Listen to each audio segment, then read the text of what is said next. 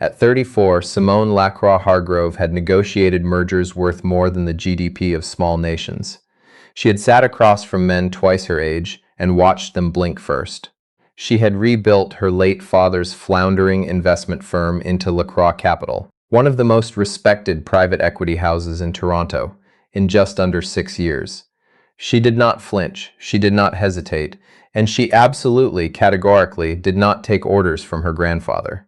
Until the morning he had a heart attack in the middle of breakfast and made her promise something before the paramedics arrived. The hospital smelled the way all hospitals smell, antiseptic and waiting. Simone sat in a chair that was too small for the weight she was carrying, her coat still on, her coffee untouched. Down the hall, Henri Lacroix was breathing with the help of machines and the stubbornness that had kept him alive through 3 recessions, 2 divorces, and 1 catastrophic oil investment he never spoke about again. The doctor, a young woman named Dr. Fung, who had the careful eyes of someone used to delivering difficult news, told Simone that her grandfather was stable, that the next 48 hours were critical, that stress was the enemy.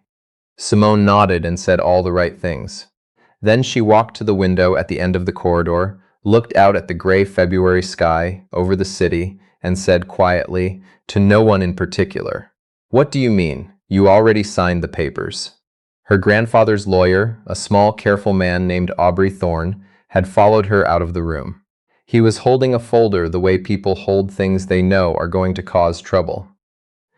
"Your grandfather executed the agreement 3 weeks ago," Thorne said.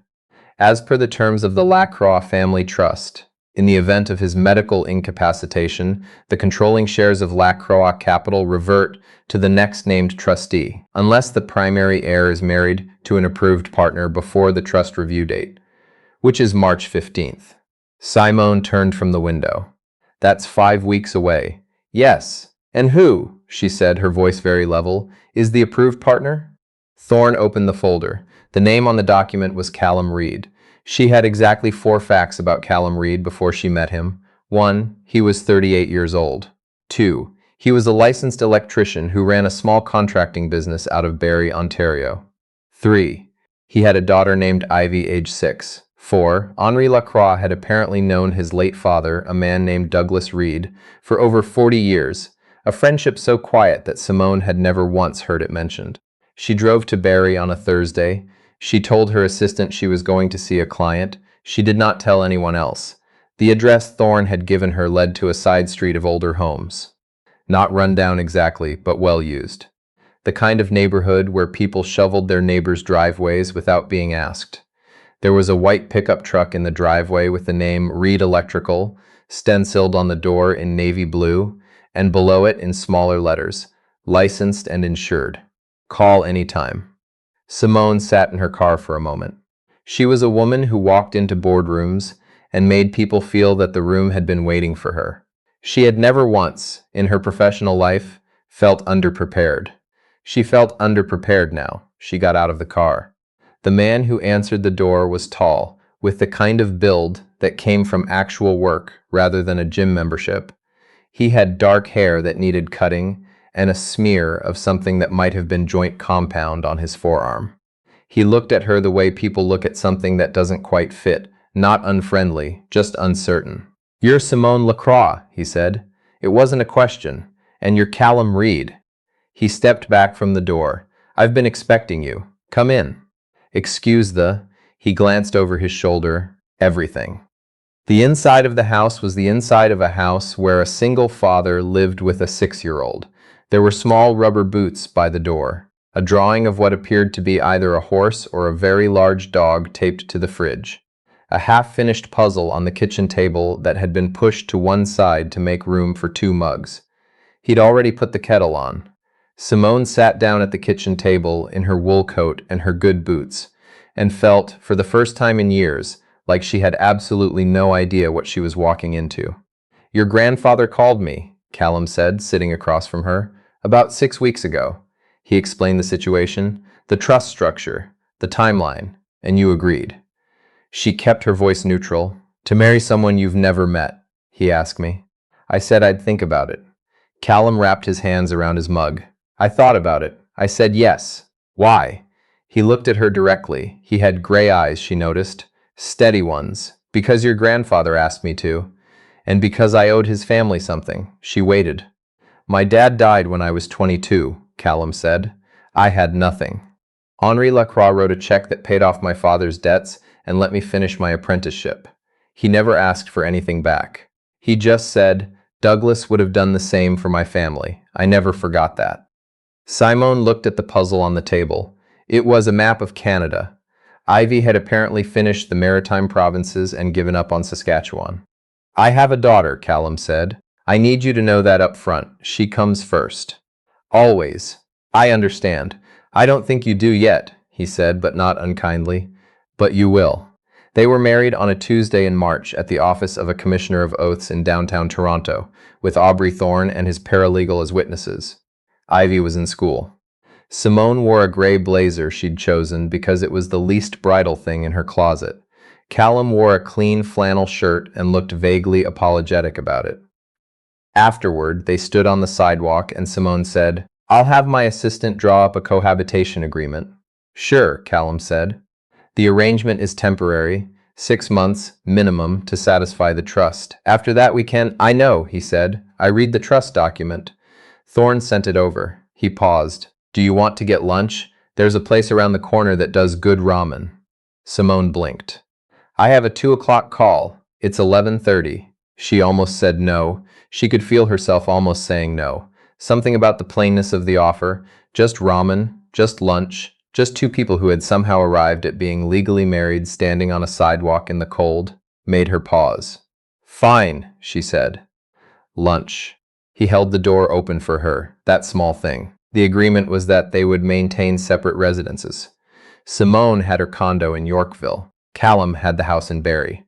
But the trust required demonstrable cohabitation, receipts, shared address, the kind of documentation that would survive scrutiny if the board challenged it. So Callum moved into the spare room of her Yorkville condo, and Ivy came on weekends. The first Friday Ivy arrived, Simone was on a call with her fund managers in Vancouver. She heard the door open, heard small feet on the hardwood, and then heard a 6-year-old voice say very clearly to her father, It's really clean in here. Does nobody actually live here? Simone pressed mute and looked at the wall. She heard Callum say quietly, People live here differently, Bug. Come on, let's put your bag down. That night, after Ivy was asleep, Callum sat in the kitchen with his laptop doing invoices and Simone sat across from him going through a prospectus. They didn't talk, but the silence was the comfortable kind which surprised her. She'd lived alone for 6 years and the silence had always been fine. This was different. It had a texture to it. At some point he got up and made tea without asking and put a cup beside her and went back to his invoices. She didn't say thank you. She meant to. She looked up and the moment had passed. She said it the next morning. He said, It's just tea, and handed her a plate with toast on it, because Ivy had decided they were all having toast. She started noticing things about him slowly, the way you notice a change in season. One day it's just cold, and then one day you realize the light has shifted and something is different. He fixed the bathroom tap that had been dripping since she moved in, without being asked and without mentioning it. She noticed because the dripping stopped. He remembered, 3 weeks in, that she didn't take sugar in her coffee, but did take a splash of oat milk, and he bought oat milk on his own without any discussion. He never raised his voice. Not at Ivy, not on phone calls, not when a contractor he'd been waiting on for weeks finally admitted the materials order was wrong and they'd lose 2 days on a job. He just said, All right, let me think about what we can do, and made a list. Simone, who had built her career partly on the strategic application of controlled anger, found this profoundly disorienting. She found herself watching him with Ivy during those weekend mornings and feeling something she couldn't quite name. Not envy exactly, more like recognition. The way you recognize a song you heard once a long time ago in a place you loved. Ivy, for her part, had decided early on that Simone was an acceptable presence.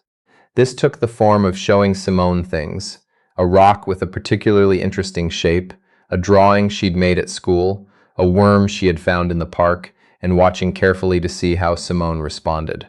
Simone, who had not spent significant time with a child since she herself had been one, handled this by treating Ivy with the same straightforward respect she gave to adults. She did not use a different voice. She looked at the rock and said, "The color variation there is interesting. Do you know what makes that?" And Ivy had said no, and Simone had said, "Neither do I. We could find out." And they had looked it up on Simone's phone, sitting at the kitchen table, which was apparently the correct answer. After that, Ivy showed her more rocks. It was her VP of investments who first noticed something was different.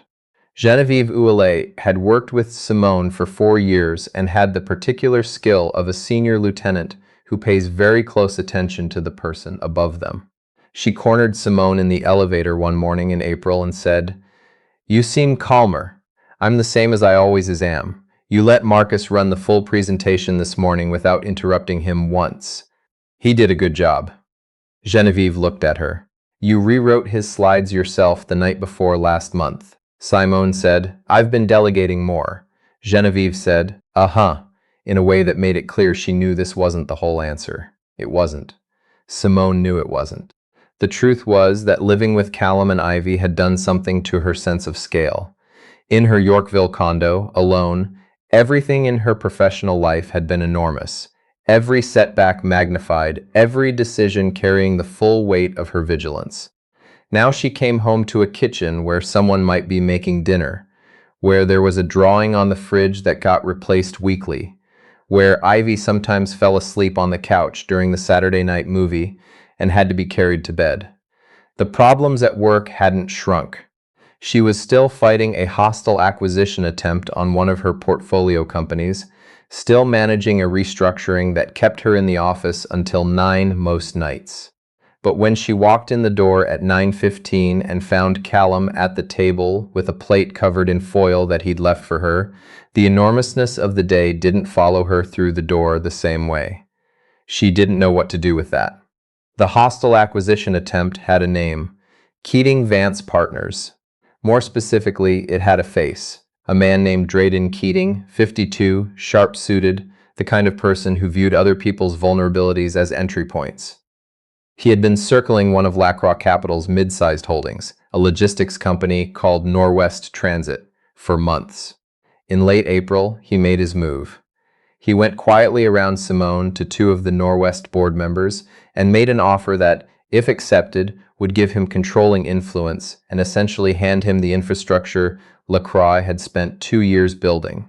It was the kind of play that required the other side not to see it coming. Drayden Keating did not know Simone Lacroix-Hargrove very well. She called an emergency board session. She sat at the head of the table and walked through what Keating had done in language that was precise, documented, and devastating. She named the 2 board members who had engaged in those conversations. She put their correspondence on the screen. She gave them exactly 15 seconds of silence to feel the full weight of what they'd done before she told them what the legal exposure looked like. By the end of the meeting, the acquisition attempt was dead. The 2 board members tendered their resignations before the week was out. But Keating didn't disappear. He sent an intermediary, a lawyer Simone recognized from a previous skirmish, with a new approach. Not a takeover, a partnership offer. A seat at the Lacroix Capital table in exchange for what amounted to shared decision-making on half her portfolio. Simone read the proposal at the kitchen table on a Sunday night. Callum looked up from his invoices. Bad? Someone is trying to get inside the house because they couldn't break down the door. He was quiet for a moment. Then he said, "When someone does that on a job site, it's usually because they know there's something inside worth having." She looked at him. "I'm just saying," he said. "It means you built something worth wanting." It was not a sophisticated observation. It was not the kind of thing her advisors said, or her board said, or the lawyers she paid substantial hourly rates to consult. It was the kind of thing a man said who spent his life making sure things worked the way they were supposed to, and who had learned through that work to read situations from the ground up. She went to bed thinking about it, and woke up at 5 in the morning with the counter strategy already fully formed. The thing she didn't expect was the Tuesday in May when Callum didn't come home by 7 and didn't answer his phone. She told herself it didn't matter. She answered emails. She called her VP. She made notes for a morning meeting. At 8:15, she called again. He picked up on the third ring. "Sorry," he said, and his voice was tired in a particular way. "Site incident. One of my guys had a ladder failure. He's okay, broken wrist. They're keeping him overnight. I've been at the hospital." "Which hospital?" "St. Michael's." "I'm leaving now. Just had to wait until his wife." "I'll come." Silence on the line. "You don't have to do that," he said. "I'm already putting my coat on," she said, which was true. She hadn't known she was going to say it until she said it, and then she'd reached for her coat before she'd finished the sentence. She met him in the hospital lobby. He looked wrung out. There was dust on his jacket from the site. He stopped when he saw her and seemed, for just a moment, not to know what to do with the fact that she was there. She didn't say anything. She just fell into step beside him, and they walked out into the evening, and somewhere between the parking garage and the street she put her hand through his arm, and he didn't pull away. They got pho from a place on Queen Street that was still open. They sat at a small table near the window, and she watched him eat and come back to himself, and she thought, "I did not plan for this. I did not account for this in any document Aubrey Thorne drafted." Ivy lost a tooth the third weekend in June and was enormously proud of it. She showed it to Simone in the palm of her hand like a trophy. "Does it hurt?" Simone asked. "No," Ivy said, with the authority of someone who has done research. "It didn't even bleed a lot. Daddy says the new one is already coming. He's right. You can feel it if you run your tongue there, just barely." Ivy investigated this. "I can feel it." "Big teeth," Simone said. "They last a long time." Ivy looked at her with the particular thoughtful expression she sometimes got that was so much like her father's it was startling. "Are you going to keep living here?" she asked. Simone was quiet for a moment. "For now," she said. Ivy seemed to consider the adequacy of this answer. Then she carefully put the tooth in the small velvet pouch Callum had given her. Apparently this was their system, and went to find her father. Simone sat with the word "for now" and felt its inadequacy in a way she hadn't expected. She found out about Callum Reed in a way she had not at all anticipated, which was through a routing number. In July, Lacroix Capital was doing preliminary due diligence on a private credit fund that had approached them about a co-investment opportunity. The fund was structured through a holding company incorporated in Alberta. Simone's associate flagged a beneficial ownership connection as a matter of standard procedure. She was looking at the document on her screen when she saw the name. C.D. Reed, listed as majority beneficial owner through a numbered company, the same numbered company that held a significant minority stake in 4 other private credit vehicles. Combined value, not quite $500 million. She sat very still. She called Aubrey Thorne. "I need you to tell me," she said, "everything you know about Callum Douglas Reed." Thorne was quiet for 5 seconds. Then he said, "I wondered when you'd find it. It took 2 days for the full picture to come together. Callum Reed had inherited nothing. What he had built himself, starting at 22 with nothing but his father's debts cleared and a trade ticket. The electrical contracting business was real. The white truck, the job sites, the early mornings and late nights, all real.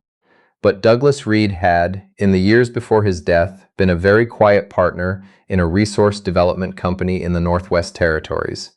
That company had been acquired when Callum was 26, and the acquisition had generated a payout that most people would have immediately made visible. Callum had not. He'd taken his portion, structured it carefully through professionals he apparently trusted completely, and put it to work in private credit markets over the course of a decade, compounding without noise. He had not stopped working. He had not bought a bigger house. He had not hired a driver or moved to a different neighborhood or changed anything about the way he lived. He had a daughter to raise. He had work he was good at. He had, by every indication, decided that his money was a tool and not an identity. Henri Lacroix had known all of it. Simone sat at her desk on a Thursday afternoon and looked at the skyline and understood, with the particular clarity that comes after confusion, resolves, exactly what her grandfather had done. He had not arranged a marriage to protect the company. He had arranged a marriage because he had decided, in the way old men with failing hearts sometimes decide things, that Simone needed to meet someone who had built something real and kept it quiet, who put his daughter first, who made tea without being asked, who sat with a man at a hospital until the man's wife arrived. And he had decided, without asking her, that Callum Reed needed to meet someone worth protecting. She was furious. She was also, she realized, sitting very still and not reaching for the phone to call Thorne and start unwinding the arrangement. She told Callum that night he was making pasta. She walked in, put her laptop bag down, and said, "I know about the numbered company." He turned from the stove. "I know about the NWT acquisition. I know about the credit vehicles. I know how much it's worth." She met his eyes. "I know you knew my grandfather knew." Callum set down the spoon. He didn't look cornered. He looked like someone who had been waiting for a conversation they were not sure they were ready to have. "I'm not a fraud," he said. "The work is real. Everything you've seen. I know it's real," she said. "That's not what I'm asking." He was quiet. "Why didn't you tell me?" "Because," he said slowly, "the last time someone found out, she left. Not because she was after the money. Because she said she couldn't trust a man who could keep something that big quiet. She said she didn't know who I actually was." He looked at the counter. "And I thought, if you knew from the start, you'd never see past it. You'd spend the whole time figuring out the angle." "I would have," Simone said honestly. Something in him seemed to release slightly. "My grandfather matched us because he thought we were the same," she said. "Both of us built things and then built walls around them." Callum looked at her for a long moment. Is he right? The pasta water was boiling. Neither of them moved. "He's annoyingly right," she said. "He usually is." They called him the next morning. Henri Lacroix, recovered enough to be irritating, was sitting up in his hospital bed eating terrible pudding and looking extremely pleased with himself. "You could have just introduced us," Simone said. "You wouldn't have given him 20 minutes, her grandfather said. "You would have looked at the truck and made up your mind." She wanted to argue with this. She could not argue with this. "He's a good man," Henri said. "His father was the best man I ever knew. And you are your father's daughter, Simone, which means you need someone who is not impressed by you, someone who will hand you toast." Callum, who was listening from the chair beside the bed, said nothing, but the corner of his mouth moved. "The trust is satisfied," Thorne said, from where he was standing near the window in the manner of a man who has been managing this family for a long time. "You're free to structure the arrangement however you choose going forward." Going forward. Simone looked at her grandfather, who looked back at her with the particular expression of old men who have gambled on the right thing and know it. She looked at Callum. He said, "There's a farmer's market on Saturday. Ivy wants to go. There's apparently a cheese vendor she has opinions about." "She's 6, Simone said. "She has very strong opinions about cheese," Callum said. Henri laughed, actually laughed, and then complained that laughing hurt, and the nurse came in to tell them visiting hours were ending, and Simone put on her coat and walked out into the corridor and felt the strangest sensation, which was the sensation of a plan she hadn't made coming together exactly as it should. The Saturday farmer's market was cold and bright. Ivy wore a yellow jacket and held Callum's hand on one side, and, after approximately 4 minutes of consideration, held Simone's hand on the other side.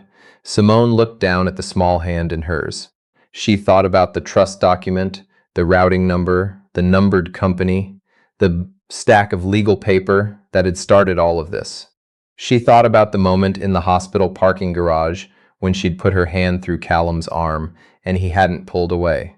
She thought about the dripping tap that stopped dripping, the oat milk that appeared in the fridge, the drawing on the refrigerator that got changed every week.